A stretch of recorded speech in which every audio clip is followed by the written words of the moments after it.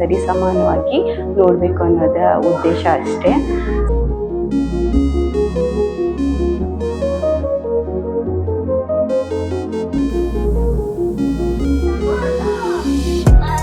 Hi hello, welcome back to Mamata H vlogs Kannada YouTube channel.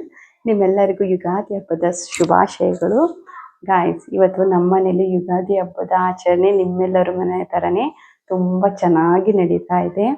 Ugadi ಹಬ್ಬ ಅಂದರೆ ಕೇಳಬೇಕಲ್ವಾ, ಮಾವಿನ ಸೊಪ್ಪು ಬೇವಿನ ಸೊಪ್ಪು ಎಲ್ಲ ಮನೆಗೆಲ್ಲ ಹಾಕಿ ಪೂಜೆ ಎಲ್ಲ ಮುಗಿದಿದೆ. ನಾನು ಮನೆಯಲ್ಲಿ ಪೂಜೆ ಎಲ್ಲ ಮುಗಿಸಿ ಬೇವು ಬೆಲ್ಲ ಎಲ್ಲ ತಿಂದೆ. ಇದರ ಅರ್ಥ ಏನು ಅಂತ ಹೇಳಿದ್ರೆ, ನಮ್ಮ ಜೀವನದಲ್ಲಿ ಕಷ್ಟನಾದರೂ ಆಗಲಿ ಸುಖನಾದರೂ ಆಗಲಿ ಸರಿ ಸಮಾನವಾಗಿ ನೋಡಬೇಕು ಅನ್ನೋದ ಉದ್ದೇಶ ಅಷ್ಟೇ. ಸೊ ನೀವು ಅಷ್ಟೇ ಗೈಸ್, ನೀವು ಎಲ್ಲರೂ ಬೇವು ಬೆಲ್ಲ ತಿಂದು ನೀವು ಲೈಫ್ನ ಪಾಸಿಟಿವ್ ಆಗಿ ತಗೊಳ್ಳಿ. ಕಷ್ಟ ಬಂತು ಅಂತ ಕುಗ್ಬೇಡಿ, ಸುಖ ಬಂತು ಅಂತ ಹಿಗ್ಬೇಡಿ, ಸರಿ ಸಮಾನವಾಗಿ ಇರಿ ಅಂತ ಕೇಳ್ಕೊತೀನಿ. ನಾನು ಇವತ್ತು ತುಂಬ ವೆರೈಟೀಸ್ ಎಲ್ಲ ಮಾಡಿ ಒಂದು ಭರ್ಜರಿ ಅಡುಗೆ ಮಾಡೋಣ ಅಂತ ಅಂದ್ಕೊಂಡಿದ್ದೀನಿ.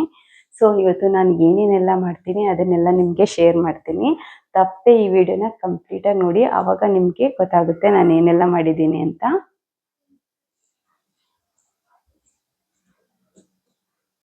ಗಾಯ್ಸ್, ನಾನು ನಿಮಗೆ ಆಲ್ರೆಡಿ ಹೇಳಿದ್ದೆ ಇವತ್ತು ತುಂಬ ವೆರೈಟೀಸ್ ಮಾಡ್ತೀನಿ ಅಂತ. ಸೊ ಇವತ್ತು ಹಬ್ಬಕ್ಕೆ ಏನೆಲ್ಲ ವೆರೈಟೀಸ್ನ ಮಾಡಬೇಕು ಅಂದ್ಕೊಂಡಿದ್ನೋ ಮ್ಯಾಕ್ಸಿಮಮ್ ಮಾಡಿದ್ದೀನಿ ಅಂತ ಅಂದ್ಕೊಂಡಿದ್ದೀನಿ. ಬನ್ನಿ ಏನೇನು ಅಂತ ನಿಮಗೆ ತೋರಿಸ್ತೀನಿ. ವೆರಿ ಫಸ್ಟ್ ನಾನು ಕಡಲೆಬೇಳೆ ಒಬ್ಬಟ್ಟು ಮಾಡಿದ್ದೀನಿ. ನನ್ನ ಲೈಫಲ್ಲಿ ಇದೇ ಫಸ್ಟ್ ಟೈಮ್ ಮಾಡಿರೋದು. ತುಂಬ ಅಂದರೆ ತುಂಬ ಚೆನ್ನಾಗಿ ಬಂದಿದೆ. ಬನ್ನಿ ಊಟ ಮಾಡ್ತಾ ನಾನು ನಿಮಗೆ ಹೇಳ್ತೀನಿ ಏನೆಲ್ಲ ಮಾಡಿದ್ದೀನಿ ಅಂತ. ಫಸ್ಟ್ ನಾನು ಒಬ್ಬಟ್ಟನ್ನ ಟೇಸ್ಟ್ ಮಾಡಿಬಿಡ್ತೀನಿ ಹೇಗೆ ಬಂದಿದೆ ಅಂತ. ಗಾಯ್ಸ್, ಇದಂತೂ ತುಂಬ ಅಂದರೆ ತುಂಬ ಟೇಸ್ಟಿಯಾಗಿ ಬಂದಿದೆ. ನಾನು ಬರೀ ಚಿರೋಟಿ ರವೆನಲ್ಲಿ ಕಣಕ ಮಾಡಿಕೊಂಡು ಅದರಿಂದ ನಾನು ಒಬ್ಬಟ್ಟು ಮಾಡಿರೋದು. ಒಬ್ಬಟ್ಟು ಮಾಡೋದೇ ತುಂಬ ಲೇಟ್ ಆಯಿತು, ಬಿಕಾಸ್ ಬರೀ ಚಿರೋಟಿ ರವೆ ನಾನು ಕಣಕ ರೆಡಿ ಮಾಡಿದ್ದಲ್ವಾ, ಅದು ಬನಿನೇ ಬರ್ತಾ ಇರಲಿಲ್ಲ. ಆಮೇಲೆ ಹೇಗೆ ಮಾಡಿದೆ ಅದನ್ನು ಅಂತ ನಾನು ನಿಮಗೆ ಆಮೇಲೆ ಹೇಳ್ತೀನಿ. ಬನ್ನಿ ಫಸ್ಟು ಒಂದೊಂದೇ ಟೇಸ್ಟ್ ಮಾಡಿ ಅದೆಲ್ಲ ಹೇಗೆ ಬಂದಿದೆ ಅಂತ ಹೇಳ್ಬಿಡ್ತೀನಿ. ಒಬ್ಬಟ್ಟು ತುಂಬ ಅಂದರೆ ತುಂಬ ಚೆನ್ನಾಗಾಗಿತ್ತು. ಆಮೇಲಿಂದ ಮ್ಯಾಂಗೋ ಚಿತ್ರಾನ್ನ ಮಾಡಿದ್ದೆ. ಇದು ಮಾರ್ನಿಂಗ್ದು. ಇದನ್ನ ಈವ್ನಿಂಗು ಕೂಡ ಸ್ವಲ್ಪ ಇಟ್ಕೊಂಡಿದ್ದೆ ಅಷ್ಟೇ. ಚೆನ್ನಾಗಂದರೆ ಚೆನ್ನಾಗಿ ಬಂದಿದೆ ಗೈಸ್. ತುಂಬ ಅಂದರೆ ತುಂಬ ಟೇಸ್ಟಿ. ನಾನು ಬೇರೆ ಮೆಥಡ್ ಎಲ್ಲ ಮಾಡಿ ಫೈನಲಿ ಇವಾಗ ಈ ಮೆಥಡ್ಗೆ ಫಿಕ್ಸ್ ಆಗ್ತಿದ್ದೀನಿ. ನಾನು ಇದನ್ನು ಒಂದು ನೆಕ್ಸ್ಟ್ ವ್ಲಾಗಲ್ಲಿ ತೋರಿಸ್ತೀನಿ ಯಾವ ಥರ ಮಾಡಿದೆ ಅಂತ. ಟೇಸ್ಟಿಯಾಗಿ ಬಂದಿದೆ. ಆಮೇಲೆ ಅವರೆಕಾಯಿ ಗೊಜ್ಜು ಮಾಡಿದ್ದೆ, ತುಂಬ ಚೆನ್ನಾಗಿದೆ. ಅವರೆಕಾಯಿನಲ್ಲಿ ತೆಂಗಿನಕಾಯಿ ಪೀಸ್ನ ಆ್ಯಡ್ ಮಾಡಿದ್ರೆ ಚೆನ್ನಾಗಿರುತ್ತೆ. ನಮ್ಮೂರಲ್ಲಿ ನಮ್ಮಮ್ಮ ಮತ್ತು ನಮ್ಮವ್ವ ಅವರೆಲ್ಲರೂ ಹೀಗೆ ಮಾಡ್ತಾಯಿದ್ರು. ಸೊ ನಾನು ಅದೇ ಥರ ಮಾಡಿದ್ದೀನಿ. ಚೆನ್ನಾಗಂದರೆ ಚೆನ್ನಾಗಿ ಬಂದಿದೆ. ನನಗೆ ಆ ಕಾಯಿ ಪೀಸ್ಗಳು ತಿನ್ನೋದು ಅಂದರೆ ತುಂಬ ಇಷ್ಟ. ಸೊ ಅದಕ್ಕೆ ಟೇಸ್ಟ್ ಮಾಡಿದೆ, ಸಖತ್ತಾಗಿ ಬಂದಿದೆ. ಆಮೇಲೆ ನಮ್ಮ ಊರಿಂದ ನಮ್ಮಮ್ಮ ನುಗ್ಗೆಕಾಯಿ ತಂದು ಕೊಟ್ಟಿದ್ರು. ಒಂದು 4-5 ಡೇಸೇ ಆಗ್ಬಿಟ್ಟಿತ್ತು, ಏನು ಮಾಡೇ ಇರಲಿಲ್ಲ. ಹಬ್ಬಕ್ಕೆ ಅಂತಲೇ ಇಟ್ಕೊಂಡಿದ್ದೆ. ಈ ನುಗ್ಗೆಕಾಯಿ ಫ್ರೈ ಮಾಡಿದ್ದೀನಿ, ತುಂಬ ಚೆನ್ನಾಗಿ ಬಂದಿದೆ. ಇದನ್ನು ನಾನು ಹೇಗೆ ಮಾಡಿದೆ ಅನ್ನೋದನ್ನು ನಾನು ಈ ವಿಡಿಯೋನಲ್ಲಿ ತೋರಿಸ್ತೀನಿ. ಆ್ಯಕ್ಚುಲಿ ಯಾವುದೆಲ್ಲ ರೆಗ್ಯುಲರ್ ಆಗಿ ನೀವು ಮಾಡ್ತೀರಾ ಅದನ್ನು ನಾನು ತೋರಿಸಿಲ್ಲ. ಈ ನುಗ್ಗೆಕಾಯಿ ಫ್ರೈ ಮಾಡೋದನ್ನು ನಾನು ವಿಡಿಯೋನಲ್ಲಿ ರೆಸಿಪಿನ ಕಂಪ್ಲೀಟಾಗಿ ತೋರಿಸ್ತೀನಿ ಹೇಗೆ ಮಾಡೋದು ಅಂತ. ತುಂಬ ಅಂದರೆ ತುಂಬ ಚೆನ್ನಾಗಿ ಬಂದಿದೆ. ಇದು ನಮ್ಮ ಬೇಬಿಗೆ ಸಂತೋಷ್ಗೆ ತುಂಬ ಅಂದರೆ ತುಂಬ ಇಷ್ಟ. ಒಂದ್ಸರಿ ವಿಡಿಯೋನ ಕಂಪ್ಲೀಟಾಗಿ ನೋಡಿ ಹೇಗೆ ಬಂದಿದೆ ಅನ್ನೋದನ್ನು ಕಮೆಂಟ್ ಮಾಡಿ ಹೇಳಿ. ಇವಾಗ ನಮ್ಮ ಬೇಬಿ ನುಗ್ಗೆಕಾಯಿ ಕೇಳೋದಕ್ಕೆ ಅಂತ ಬಂದಿದ್ದಾಳೆ. ಅವಳಿಗೆ ತುಂಬ ಇಷ್ಟವಾಗಿತ್ತು. ಅದಾಗಿದ್ಮೇಲೆ ಅವಳು ಮೊಸರು ಅನ್ನ ನೋಡಿಬಿಟ್ಲು. ಮೊಸರು ಅವಳಿಗೆ ತುಂಬ ಇಷ್ಟ. ಮೊಸರು ಅಷ್ಟೇ ನಾನೇ ಮನೆಯಲ್ಲಿ ಹೆಪ್ಪಾಕಿ ಮಾಡಿದ್ದು. ತುಂಬ ಅಂದರೆ ತುಂಬ ಚೆನ್ನಾಗಿ ಬಂದಿದೆ. ಗೈಸ್, ಇದು ರಸಮ್ಮು ಒಬ್ಬಟ್ಟು ಸಾರು. ಒಬ್ಬಟ್ಟು ಸಾರಿಂದ ರಸಮ್ ಮಾಡಿದ್ದೀನಿ. ತುಂಬ ಚೆನ್ನಾಗಿರುತ್ತೆ ಇದು. ತುಂಬ ಹೆವಿ ಅನ್ಸುತ್ತಲ್ವ ಇವತ್ತಿನ ಊಟ, ಕಡಲೆಕಾಳು ಗೊಜ್ಜು ಒಬ್ಬಟ್ಟು ಎಲ್ಲ ತಿಂದು. ಸೊ ಈ ಥರ ರಸಮಲ್ಲಿ ಲಾಸ್ಟಲ್ಲಿ ಸ್ವಲ್ಪ ಊಟ ಮಾಡಿದ್ರೆ ತುಂಬ ಚೆನ್ನಾಗಿ ಅನಿಸುತ್ತೆ. ಡೈಜೆಷನ್ಗೂ ಸ್ವಲ್ಪ ಹೆಲ್ಪ್ ಆಗುತ್ತೆ. ಅದಕ್ಕೆ ಅಂತ ಹೇಳ್ಬಿಟ್ಟು ರಸಮ್ ಮಾಡಿದ್ದೀನಿ. ಆ್ಯಕ್ಚುಲಿ ಒಬ್ಬಟ್ಟು ಸಾರು ಇನ್ನೊಂದು ಟೈಪ್ ಮಾಡ್ತಾರೆ. ನಾವು ಆಲ್ರೆಡಿ 3 ಜನ ಇರೋದು, ಅದು ಮಾಡಿದ್ರೆ ಎಲ್ಲ ಉಳ್ಕೊಂಡ್ಬಿಡುತ್ತೆ ಅಂತ ಹೇಳ್ಬಿಟ್ಟು ರಸಮ್ನೇ ಮಾಡಿದ್ದೀನಿ. ನಮ್ ಬೇಬಿ ಬೆಳಗ್ಗೆಯಿಂದ ಒಬ್ಬಟ್ಟು ಕೇಳ್ತಾನೆ ಇದ್ಲು. ಅವಾಗ ಇನ್ನು ನಂದು ಕನಕ ಸರಿಯಾಗಿ ಬಂದಿರ್ಲಿಲ್ಲ. ಒಬ್ಬಟ್ಟು ಆಗ್ತಾ ಇರ್ಲಿಲ್ವಲ್ಲ. ಸೊ ಈವ್ನಿಂಗ್ ಆಗೋಯ್ತು ಒಬ್ಬಟ್ಟು ಮಾಡುವಷ್ಟರಲ್ಲಿ. ಇವಾಗ ಮಾಡಿದೀನಿ ತಿನ್ನು ಅಂದ್ರೆ ಅವಳು ತಿಂತಾನೆ ಇಲ್ಲ. ಅವಳ ಕಣ್ಣೆಲ್ಲ ಮೊಸರು ಅನ್ನದ ಮೇಲೆ ಇದೆ. ಮೊಸರು ಅನ್ನ ಬೇಕು, ಮೊಸರು ಅನ್ನ ಬೇಕು ಅಂತ ಹೇಳ್ತಿದ್ದಾಳೆ. ಸೊ ಅದಕ್ಕೆ ಅವಳಿಗೊಂದು ಸ್ವಲ್ಪ ಮೊಸರು ಅನ್ನ ತಿನ್ನಿಸ್ಬಿಡ್ತೀನಿ. ಮೊಸರುನು ಅಷ್ಟೇ ಮನೇಲೆ ಮಾಡಿದ್ದಲ್ವಾ, ತುಂಬಾ ಚೆನ್ನಾಗಿ ಟೇಸ್ಟಿಯಾಗಿ ಬಂದಿದೆ. ನನಗೂ ತುಂಬಾ ಇಷ್ಟ ಆಯ್ತು. ನಾನು ಅನ್ನನ ಡಿವೈಡ್ ಮಾಡ್ಕೊಂಡ್ಬಿಟ್ಟಿದ್ದೆ. ಸ್ವಲ್ಪ ಮ್ಯಾಂಗೋ ರೈಸು, ಸ್ವಲ್ಪ ರಸಂ ಅನ್ನ, ಸ್ವಲ್ಪ ಕಾಳ್ಗೊಜ್ಜನ್ನ, ಸ್ವಲ್ಪ ಮೊಸರು ಅನ್ನ ಅಂತ ಹೇಳ್ಬಿಟ್ಟು ಸೊ ಎಲ್ಲಾನು ಎರಡೆರಡು ತುತ್ತು ಎರಡೆರಡು ತುತ್ತು ಅಂತ ಟೇಸ್ಟ್ ಮಾಡ್ತಾ ಇದ್ದೀನಿ. ತುಂಬಾ ಅಂದ್ರೆ ತುಂಬಾ ಚೆನ್ನಾಗಿದೆ. ಗೈಸ್ ನೋಡಿ, ನಾನು ಇವತ್ತು ಇಷ್ಟೆಲ್ಲ ವೆರೈಟೀಸ್ ಮಾಡಿದ್ದೀನಿ. ಸೊ ಬಾಳೆ ಎಲೆ ಇನ್ನೂ ತಂದ್ಕೊಟ್ಟಿಲ್ಲ, ನನ್ನ ಟೈಮ್ ಆಗ್ತಿತ್ತು. ಅದಕ್ಕೆ ತಟ್ಟೆನಲ್ಲೇ ಬಡಿಸ್ಕೊಂಡು ನಾನು ಊಟ ಕಂಪ್ಲೀಟ್ ಮಾಡ್ತಿದ್ದೀನಿ. ಗೈಸ್ ಬನ್ನಿ, ನಾನು ನುಗ್ಗೆಕಾಯಿ ಫ್ರೈನ ಹೇಗೆ ಮಾಡಿದೆ ಅಂತ ತೋರಿಸ್ತೀನಿ. ಇದಕ್ಕೆ ಒಂದು ಮೀಡಿಯಂ ಸೈಜು ಆನಿಯನ್ನು ಮತ್ತೆ ಒಂದು ಟೊಮೆಟೊ ಕಟ್ ಮಾಡಿ ಇಟ್ಕೊಂಡಿದ್ದೀನಿ. ಒಂದು 5-6 ಎಸಳು ಬೆಳ್ಳುಳ್ಳಿನ ಜಜ್ಜಿ ಇಟ್ಕೊಂಡಿದ್ದೀನಿ. ಸ್ವಲ್ಪ ನುಗ್ಗೆಕಾಯಿನ ಎಲ್ಲ ನೀಟಾಗಿ ಅದ್ರ ಸಿಪ್ಪೆ ಎಲ್ಲ ತೆಗೆದು ಇಟ್ಕೊಂಡಿದ್ದೀನಿ. ಆ್ಯಂಡ್ ನಮ್ಮೂರಿಂದನೇ ತಂದಿರೋ ಸ್ವಲ್ಪ ಕರ್ಬೇವಿನ ಸೊಪ್ಪನ್ನು ಕೂಡ ಪ್ಲೇಟಲ್ಲಿ ಇಟ್ಕೊಂಡಿದ್ದೀನಿ. ಬನ್ನಿ ಇವಾಗ ತೋರಿಸ್ತೀನಿ ಯಾವ ಥರ ಮಾಡೋದು ಅಂತ. ಗೈಸ್ ಇದನ್ನ ನಮ್ಮ ಅತ್ತೆ ಮನೆಯಲ್ಲಿ ಮಾಡ್ತಾ ಇದ್ರು. ಅವಾಗ ನಂಗೆ ಗೊತ್ತಿರ್ಲಿಲ್ಲ ಯಾವ ತರ ಮಾಡೋದು ಅಂತ. ಇವಾಗ ಗೊತ್ತಾಯ್ತು, ಸೊ ಮಾಡ್ತಾ ಇದ್ದೀನಿ. ಒಂದು ಬಾಣಲೆಗೆ ಸ್ವಲ್ಪ ಕಡಲೆ ಬೀಜನ ಫ್ರೈ ಮಾಡಿ ಇಟ್ಕೊತಾ ಇದ್ದೀನಿ. ಅದು ನೀಟಾಗಿ ಫ್ರೈ ಆಗಬೇಕು, ಡ್ರೈ ರೋಸ್ಟ್ ತರ. ಯಾಕೆಂದ್ರೆ ಇದನ್ನ ಪೌಡರ್ ಮಾಡಿ ಇಟ್ಕೊಂಡು ಲಾಸ್ಟ್ ಅಲ್ಲಿ ಇದನ್ನ ಆಡ್ ಮಾಡಿದ್ರೆ ನುಗ್ಗೆಕಾಯಿ ತುಂಬಾ ಟೇಸ್ಟಿಯಾಗಿ ಅನ್ಸುತ್ತೆ ಈ ಫ್ರೈ. ಸೊ ಅದಕ್ಕೆ ಇವಾಗ ಫಸ್ಟ್ ಇದನ್ನ ಫ್ರೈ ಮಾಡ್ಕೊಂಡ್ಬಿಡ್ಬೇಕು. ಅದು ಚಿಟಪಟ ಅಂತ ಸೌಂಡ್ ಬರುತ್ತೆ, ಅಲ್ಲಿ ತನಕ ಫ್ರೈ ಮಾಡ್ಕೊಬೇಕು. ಆದರೆ ಸೀಸ್ಬಾರ್ದು.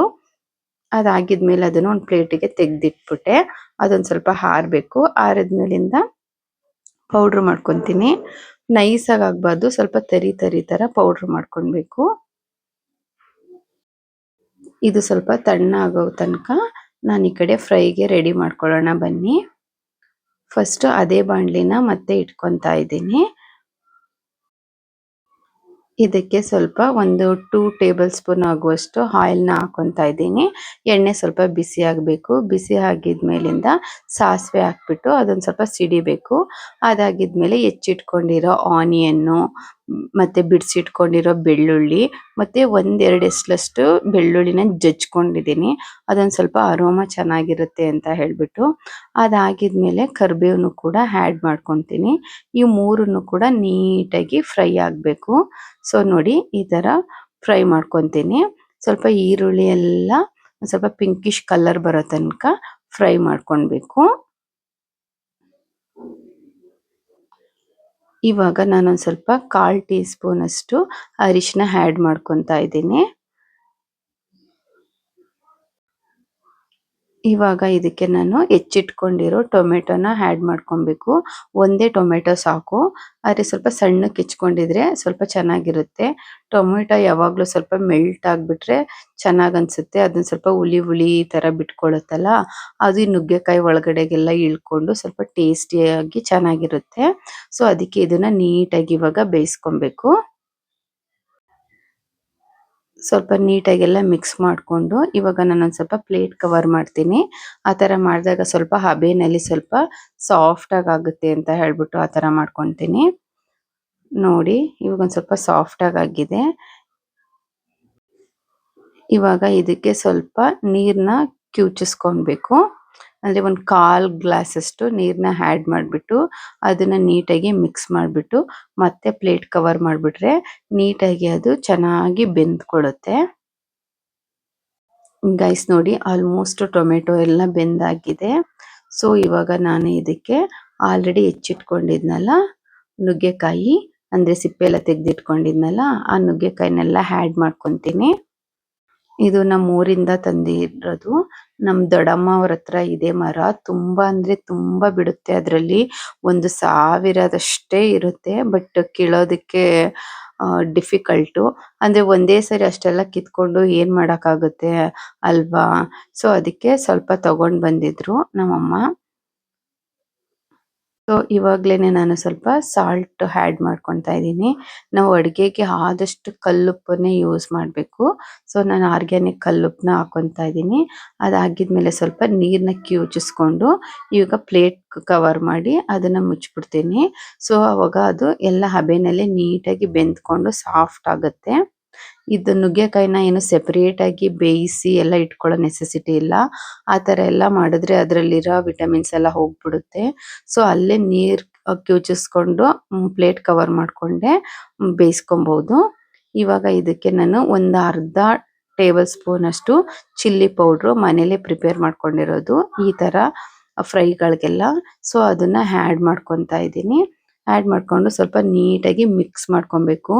ಇದರಲ್ಲಿರೋ ಉಪ್ಪು ಖಾರ ಹುಳಿ ಎಲ್ಲ ನೀಟಾಗಿ ನುಗ್ಗೆಕಾಯಿಗೆ ಹಿಡ್ಕೊಬೇಕು. ಸೊ ಆ ಥರ ನೀಟಾಗಿ ಮಿಕ್ಸ್ ಮಾಡಿಬಿಟ್ಟು ಪ್ಲೇಟ್ನ ಕವರ್ ಮಾಡ್ಕೊಂಡ್ಬಿಡ್ತೀನಿ. ಒಂದು 5 to 6 ಮಿನಿಟ್ಸ್ ಆಗಬೇಕು. ಅದಾಗಿದ್ಮೇಲೆ ತೆಗೆದು ನೋಡ್ಕೊತಾ ಇದ್ದೀನಿ ಎಷ್ಟು ಬೆಂದಿದೆ ಅಂತ. ಗೊತ್ತಾಗುತ್ತೆ ನಮಗೇನೆ. ಏಕೆಂದರೆ ನಾವು ಹಾಕಿದಾಗ ನುಗ್ಗೆಕಾಯಿ ಹೇಗಿರುತ್ತೆ ಆಮೇಲೆ ಬೇಯ್ತಾ ಬೇಯ್ತಾ ಯಾವ ಥರ ಆಗುತ್ತೆ ಅಂತ ಗೊತ್ತಾಗುತ್ತೆ. ಒಂದು ಸ್ವಲ್ಪ ವಾಲ್ಯೂಮ್ ಕಡಿಮೆ ಆಗಿರುತ್ತೆ ಆವಾಗಲೇ ಗೊತ್ತಾಗ್ಬಿಡುತ್ತೆ.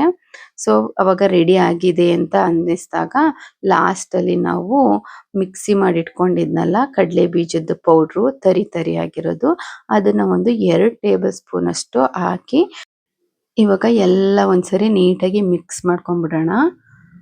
ಆಲ್ಮೋಸ್ಟ್ ಎಲ್ಲ ಬೆಂದೋಗಿದೆ. ಇದು ಲಾಸ್ಟ್. ಇವಾಗ ಏನು ಬೇಯಿಸೋ ನೆಸೆಸಿಟಿ ಏನಿಲ್ಲ. ಈ ಪೌಡರ್ ಹಾಕ್ಬಿಟ್ಟು ಮಿಕ್ಸ್ ಮಾಡ್ಬಿಟ್ಟು ಸ್ಟವ್ ಆಫ್ ಮಾಡ್ಬಿಟ್ರೆ ಮುಗೀತು ಅಲ್ಲಿಗೆ.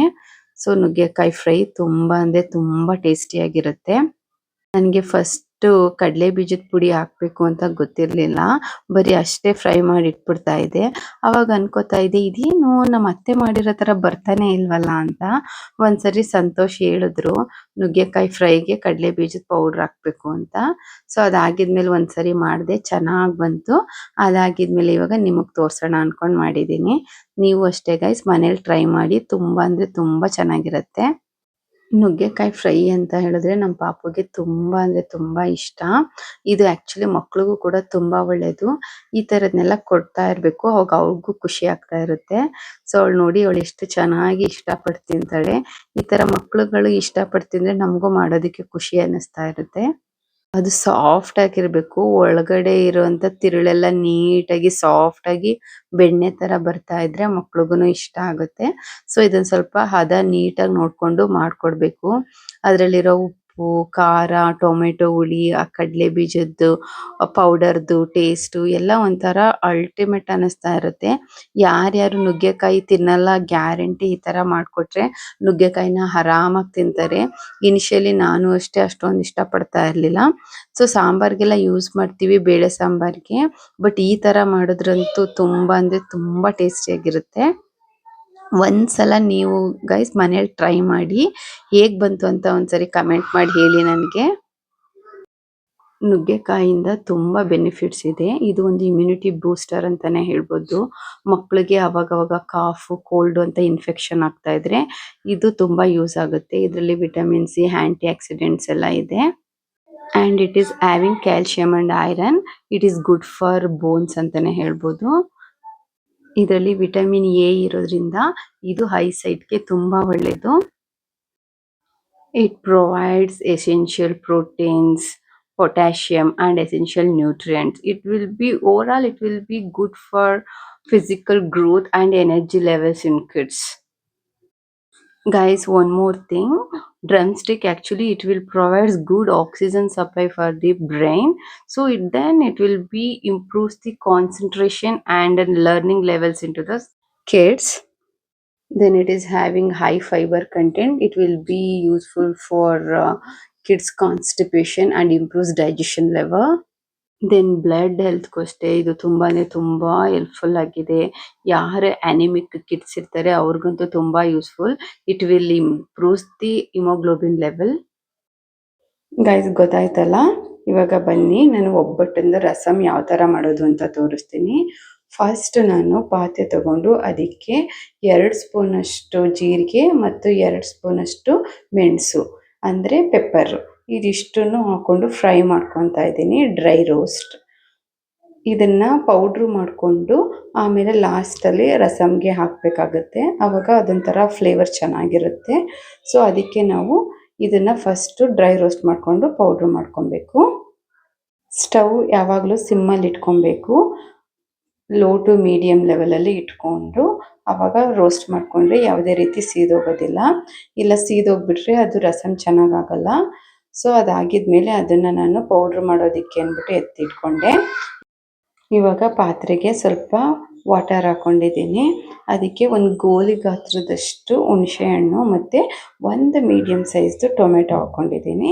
ಇದಿಷ್ಟನ್ನು ಚೆನ್ನಾಗಿ ಬಾಯ್ಲ್ ಮಾಡ್ಕೊಳ್ಬೇಕು. ಅದೊಂಥರ ಸಾಫ್ಟಾಗಿ ಟೊಮೆಟೊ ಸಿಪ್ಪೆ ಎಲ್ಲ ಬಿಟ್ಕೊಳ್ಳುತ್ತೆ. ಸೊ ಅದಕ್ಕೆ ಅಂತ ಹೇಳಿಬಿಟ್ಟು ನಾನು ಪ್ಲೇಟ್ ಕವರ್ ಮಾಡಿಬಿಟ್ಟು ಬೇಯಿಸ್ಕೊತಾ ಇದ್ದೀನಿ. ಅದು ಸಾಫ್ಟಾಗಿ ಆಗಿದ್ಮೇಲೆ ಅದನ್ನು ತಗೊಂಡು ನಾವು ಕಿವುಚಿಕೊಂಡು ಎರಡನ್ನೂ ನೀಟಾಗಿ ಕಿವುಚಿ ಅದ್ರ ರಸನ ತೆಗೆದಿಟ್ಕೊಬೇಕು. ನಾನು ಯಾವುದೇ ರೀತಿ ಟೊಮೆಟೊ ಸಿಪ್ಪೆ ಎಲ್ಲ ತೆಗ್ದಾಕಲ್ಲ. ಅದೊಂಥರ ಬಾಯಿಗೆ ಸಿಗ್ತಾ ಇದ್ರೆ ಚೆನ್ನಾಗಿ ಅನಿಸುತ್ತೆ ಅಂತ ಹೇಳ್ಬಿಟ್ಟು ಹಾಗೆ ಕಿವುಚಿ ಇಟ್ಕೊಂಡಿದ್ದೀನಿ. ಇವಾಗ ಒಬ್ಬಟ್ಟಂದು ಕಾಳ್ದಿತ್ತಲ್ಲ, ಕಡಲೆಬೇಳೆ ಕಾಳು ಬೇಯಿಸ್ಕೊಂಡಿದ್ವಲ್ಲ, ಅದ್ರ ನೀರನ್ನ ಬಸ್ಕೊಂಡಿದ್ನಲ್ಲ, ಆ ನೀರನ್ನ ತಗೊಂಡು ಈ ಕಿವುಚಿಟ್ಕೊಂಡಿದ್ನಲ್ಲ ಈ ಟೊಮೆಟೊ ಮತ್ತು ಹುಣ್ಸೆಹಣ್ಣು ರಸ ಅದೆರಡನ್ನೂ ಆ್ಯಡ್ ಮಾಡ್ಕೊತಾ ಇದ್ದೀನಿ. ಇವಾಗ ಇದು ಮೂರನ್ನು ಚೆನ್ನಾಗಿ ಕುದಿಸ್ಕೊಳ್ಬೇಕು. ಆವಾಗ ಒಂದಕ್ಕೊಂದು ರಸ ಎಲ್ಲ ಚೆನ್ನಾಗಿ ಹಿಡಿದು ಟೇಸ್ಟಿಯಾಗಿರುತ್ತೆ. ಇದಕ್ಕೊಂದು ಸ್ವಲ್ಪ ಹೂರಣನ ಆ್ಯಡ್ ಮಾಡ್ಕೊಳ್ಬೇಕು. ಆವಾಗ ರಸಮ್ ಚೆನ್ನಾಗಿ ಅನಿಸುತ್ತೆ. ಒಬ್ಬಟ್ಟು ಸಾರನ್ನ ನಾವು ಎರಡು ಥರದಲ್ಲಿ ಮಾಡ್ತೀವಿ. ಒಂದು ಬಸ್ಸಾರು ಟೈಪು, ಇನ್ನೊಂದು ಈ ಥರ ರಸಮ್ಮು. ಎರಡೂ ಕೂಡ ತುಂಬ ಟೇಸ್ಟಿಯಾಗಿರುತ್ತೆ. ಕಾಳು ಗೊಜ್ಜು ಇದ್ದಿದ್ದರಿಂದ ನಾನು ರಸಮ್ಮೇ ಮಾಡ್ಕೊತಾ ಇದ್ದೀನಿ. ಗೈಸ್ ಇವಾಗ ನೋಡಿ ನಾನು ಸಾಲ್ಟ್ನ ಆ್ಯಡ್ ಮಾಡಿಕೊಂಡೆ. ಚೆನ್ನಾಗಿ ಕುದಿಯಕ್ಕೆ ಬಿಟ್ಟಿದ್ದೀನಿ. ಇದೆಲ್ಲ ನೀಟಾಗಿ ಕುದ್ದು ರುಚಿಯೆಲ್ಲ ಚೆನ್ನಾಗಾಗಿರುತ್ತೆ. ಸೊ ಇವಾಗ ನಾನು ಆಲ್ರೆಡಿ ಮಿಕ್ಸಿ ಮಾಡಿಟ್ಕೊಂಡಿದ್ದೆ ಹುರಿದಿಟ್ಟಿದ್ದಂಥ ಮೆಣಸು ಮತ್ತು ಜೀರಿಗೆನ ಅದರಲ್ಲಿ ನಾನು 1 ಸ್ಪೂನ್ ಆಗುವಷ್ಟು ಇದಕ್ಕೆ ಆ್ಯಡ್ ಮಾಡ್ಕೊತೀನಿ. ಆ್ಯಡ್ ಮಾಡ್ಕೊಂಡು ಆಗಿದ್ಮೇಲೆ ಜಾಸ್ತಿ ಹೊತ್ತು ಕುದಿಸ್ಬಾರ್ದು. ಒಂದು ಕುದಿ ಬಂದರೆ ಸಾಕು. ಅದಾಗಿದ್ಮೇಲೆ ಹೆಚ್ಚಿಟ್ಕೊಂಡಿರೋ ಕೊತ್ತಂಬರಿ ಸೊಪ್ಪನ್ನ ಆ್ಯಡ್ ಮಾಡಿಬಿಟ್ಟು ನಾನು ಸ್ಟವ್ ಆಫ್ ಮಾಡ್ಕೊಂಡ್ಬಿಡ್ತೀನಿ. ಗೈಸ್ ಇವಾಗ ಇದಕ್ಕೆ ಒಂದು ಒಗ್ಗರಣೆ ಕೊಡೋಣ. ಒಗ್ಗರಣೆ ತುಂಬ ಇಂಪಾರ್ಟೆಂಟು ರಸಮ್ಗೆ. ಅದಕ್ಕೆ ಅಂತ ಹೇಳಿಬಿಟ್ಟು ನಂದು ಒಗ್ಗರಣೆ ಬಟ್ಲನ್ನ ಇಟ್ಕೊಂಡಿದ್ದೀನಿ. ಅದಕ್ಕೆ ಸ್ವಲ್ಪ ಎಣ್ಣೆ ಹಾಕ್ಬಿಟ್ಟು ಸಾಸಿವೆ ಹಾಕ್ಕೊಂಡು ಸಿಡಿಸ್ಕೊಂಡೆ. ಅದಾಗಿದ್ಮೇಲೆ ಬೆಳ್ಳುಳ್ಳಿ ಸಿಪ್ಪೆನೆಲ್ಲ ತೆಗೆದು ಬಿಡಿಸ್ಕೊಂಡಿದ್ದಂಥ ಬೆಳ್ಳುಳ್ಳಿ ಹೆಸರು ಮತ್ತು ಕರಿಬೇವು ಇದೆರಡನ್ನೂ ಆ್ಯಡ್ ಮಾಡಿಕೊಂಡು ಫ್ರೈ ಮಾಡ್ಕೊತಾ ಇದ್ದೀನಿ. ಸ್ವಲ್ಪ ಹಿಂಗು ಹಾಕ್ಕೊತಾ ಇದ್ದೀನಿ. ಎಸ್ ಪ್ಯೂರ ಹಿಂಗು ಚೆನ್ನಾಗಿರುತ್ತೆ. ತುಂಬ ಘಮ ಘಮ ಅಂತ ಇರುತ್ತೆ. ಕ್ರಿಸ್ಟಲ್ದು ಅದನ್ನು ಹಾಕ್ಕೊಂಡಿದ್ದೀನಿ. ಅದಾಗಿದ್ಮೇಲೆ ಸ್ವಲ್ಪ ಒಣಮೆಣ್ಸಿನ್ಕಾಯಿ ಅಂದರೆ ಬ್ಯಾಡಗಿ ಮೆಣಸಿನ್ಕಾಯಿ ಒಂದೆರಡು ತಗೊಂಡು ಕಟ್ ಮಾಡಿ ಅದನ್ನು ಕೂಡ ಆ್ಯಡ್ ಮಾಡಿಕೊಂಡು ಫ್ರೈ ಮಾಡ್ಕೊತಾ ಇದ್ದೀನಿ. ಗೈಸ್ ಆಗಿದೆ. ಇವಾಗ ಸ್ಟವ್ ಆಫ್ ಮಾಡಿಕೊಂಡು ಇದಕ್ಕೆ ಸ್ವಲ್ಪ ಸಾಂಬಾರು ತೆಗೆದು ಹಾಕ್ಕೊತಾ ಇದ್ದೀನಿ. ಆವಾಗ ಅದು ಗಮ್ ಅಂತ ಅದಕ್ಕೆ ಇಟ್ಕೊಂಡಿರುತ್ತೆ. ಇವಾಗ ಲಾಸ್ಟಲ್ಲಿ ಈ ಕುದಿಸಿ ಇಟ್ಕೊಂಡಿದ್ನಲ್ಲ ಈ ರಸಮ್ಮ ನೀರಿಗೆ ಈ ಒಗ್ಗರಣೆನ ಹಾಕಿ ಮಿಕ್ಸ್ ಮಾಡ್ಕೊತೀನಿ. ಎಲ್ಲ ನೀಟಾಗಿ ಮಿಕ್ಸ್ ಮಾಡ್ಕೋಬೇಕು. ಈ ಒಬ್ಬಟ್ಟು ರಸಮ್ ಮಾಡೋದು ತುಂಬ ಸಿಂಪಲ್ಲು. ಟೇಸ್ಟ್ ಮಾತ್ರ ಹೆವನ್ ಅಂತಲೇ ಹೇಳ್ಬೋದು. ಗೈಸ್ ನೀವು ಒಂದ್ಸರಿ ಈ ಥರ ಟ್ರೈ ಮಾಡಿ. ತುಂಬ ಟೇಸ್ಟಿ ಅಂದರೆ ಟೇಸ್ಟಿಯಾಗಿರುತ್ತೆ. ನೀವು ಟ್ರೈ ಮಾಡಿದ ಮೇಲೆ ಕಮೆಂಟ್ ಮಾಡೋದನ್ನು ಮಾತ್ರ ಮರಿಬೇಡಿ.